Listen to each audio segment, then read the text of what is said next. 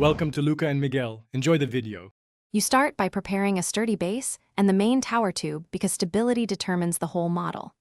Cut a 20x 20 cm base from foam board and trim a cardboard tube to 12-15 cm. This gives a realistic height-to-base ratio. Once done, mark the tube's center axis and draw door and window positions. This makes alignment easy later. Make sure to roughen contact areas so glue bonds well, since surface texture matters for a durable assembly. You now build the tower and add characteristic details. This is where precision counts.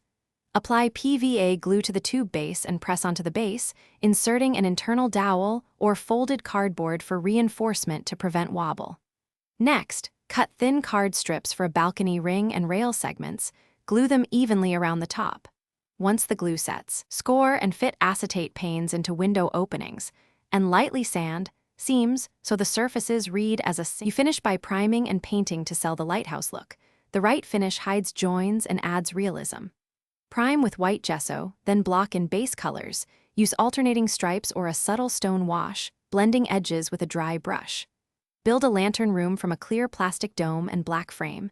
Add a small LED if desired, making sure wiring is hidden. If the model tilts, check the internal dowel and add a small weight under the base as a quick fix. Thanks for watching and please subscribe. It's the best investment you'll ever make.